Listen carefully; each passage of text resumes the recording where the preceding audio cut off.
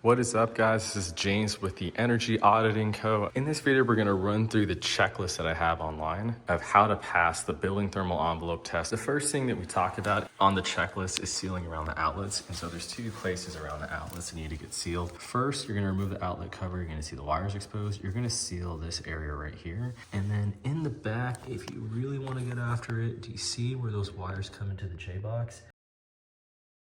We also can put some sealant right around there and then tighten it up as well. So you'll use spray foam for that section right back there, and then just regular kind of like painter's caulking all around this. The next item on the checklist is smoke detectors. And just like before, we're gonna take the smoke detector off and we're gonna see either this J-box right here, or we're gonna see a template for the smoke detector to kind of sit in.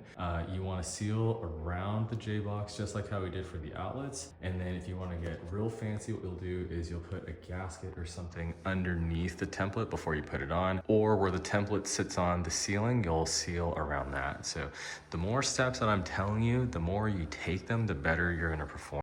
So for thermostats, this is typically what we'll see behind the thermostat. You will have, once again, probably a template that sits here, and then we'll have a thermostat that sits right on top of that. So what we ultimately want to do is seal this giant drywall hole that we have. You can use some sort of putty, Play-Doh, really anything possible to seal this up. If you use caulking, that might work. Spray foam might also be a good idea. But once again, we just want to close this up so we don't have this giant hole. Next on our list is plumbing penetrations. We're going to see gas lines. Obviously, gas lines are included in this, so we're going to seal around the box. We're also going to seal where that kind of goes up. If we pretend a little bit that this isn't sitting on an island and it's sitting on an exterior wall, what we do is seal around all these guys using spray foam or just regular caulking to patch and seal all those up. Because this is sitting on a slab on grade and because it's sitting in the middle of a wall or middle of a room, it's not really that big of a deal. But if this whole assembly was on this wall, it would be much more important to have all of that sealed. To take us over to a bathroom where a lot more of this plumbing stuff is kind of coming to the mix, we're going to want to seal all the interior walls as well. So in that last example, it was just because it was an island. This area will communicate with the attic space and it'll actually pull air in. We'll want to seal around all of these, all those, that, possibly even this line between the shower and the drywall. We'll want to seal around the shower head here.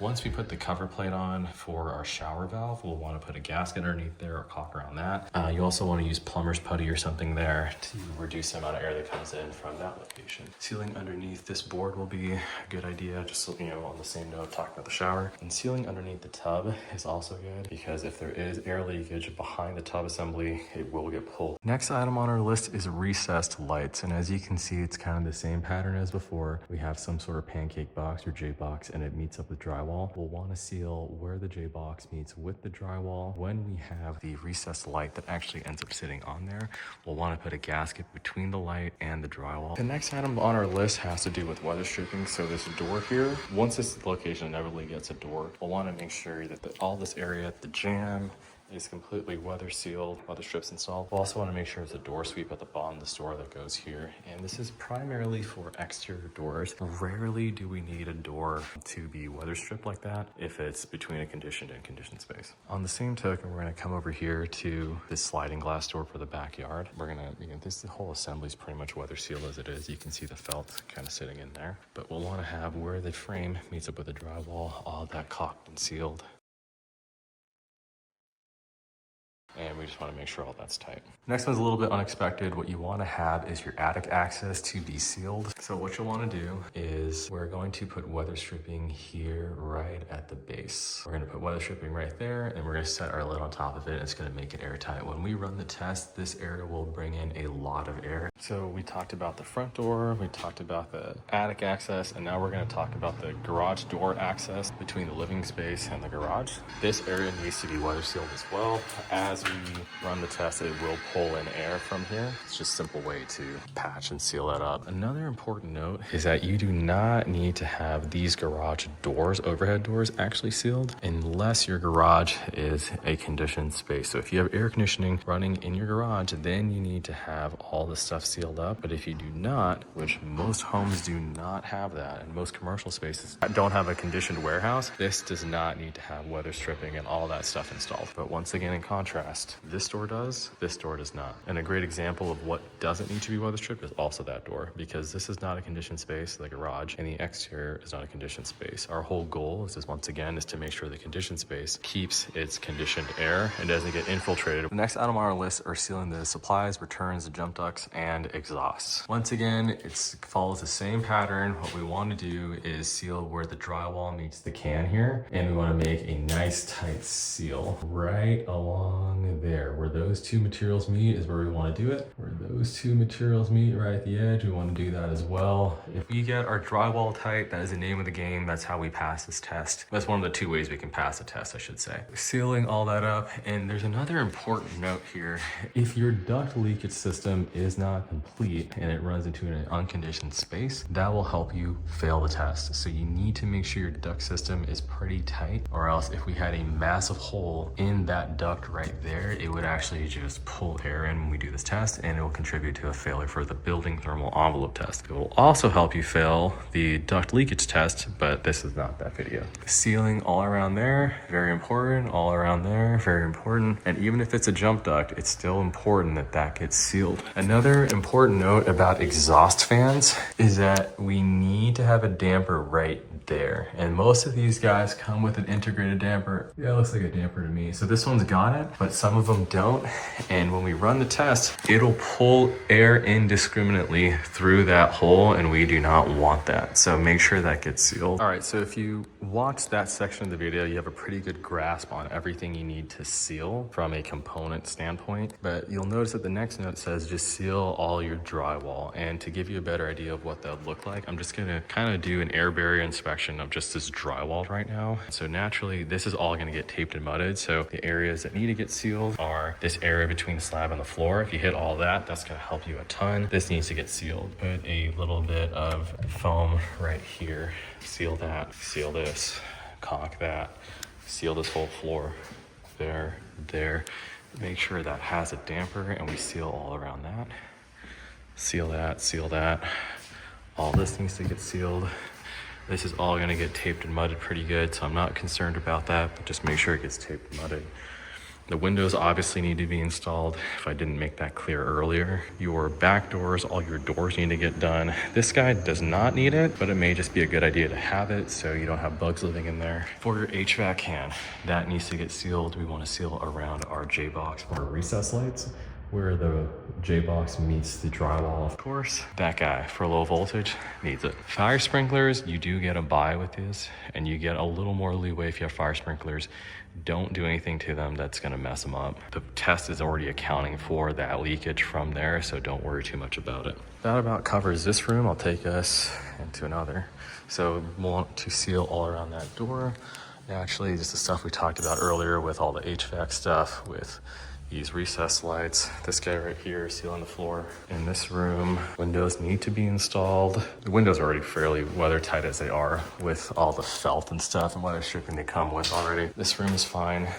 Seal there, obviously, there, around that supply pipe. If you're getting real wild, some people will seal right in here too. You probably don't need to, but if you're early enough and you can put a small gasket, some people will do that to limit the air infiltration. Actually, what they'll do is they'll put the same material for a sill gasket right at the top plate on all the exterior walls on the interior side of that wall. You have a framed wall that is adjacent to the exterior, right? The top of that wall, you're gonna take the same sill plate gasket, roll it all along the top on the base of the stud, and you're gonna slam drywall on it. And then air will have a hard time working its way in to what's essentially that gap, but up there. So that guy, but up there. It's kind of a mouthful. If you look up videos for sill gasket at top plate, you'll probably see that come up. We want to have the attic access sealed and a weather strip placed there. This shower assembly is fine. We want to make sure a damper is installed there at the exhaust fan. Seal that. Once we get the cover plate and the shower valve on, seal that. This whole area should be fine, but we're going to hit some sealant right down there because that area is more prone to leaking. Here is a bedroom. Seal that. Seal along just the floor where it meets the outside. To good idea to hit the interior outlets as well, but the exterior ones are more important. Obviously, make sure the windows are installed and able to be closed. Also, make sure the windows aren't damaged or broken. That will help you, that'll make things more complicated. All these guys, these are actually some pretty big holes we got here. So we want to account for all those and seal them up. And the last fire sprinkler I showed you guys, I said don't worry about it. That hole is big enough, and that is way too big, and that's like not allowed. In contrast, this hole right here for the fire sprinkler is fine. Our jump ducts are sealed.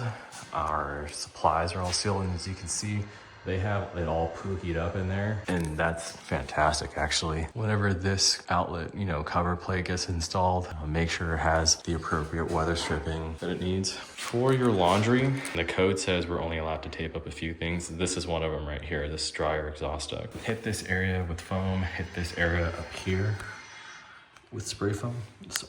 Spray foam there, spray foam and seal there, spray foam and seal that back wall, or use any type of sealant on that back wall that might look a little better than that. Seal that, seal that, seal that, seal that, seal that, seal that, seal, seal, seal. Drywall holes like that, even though they're not on an exterior wall, will bring in air and cause the building to fail. So you want to get that sealed up. In the garage, we have a garage to exterior wall there. Not any work is needed here. This door doesn't need anything because this garage is not conditioned. But this wall, that's adjacent to conditioned space. So we have a non-conditioned space over here at the garage, and we have conditioned space on the other side of this, which is where people will live. This needs to get sealed up. So that,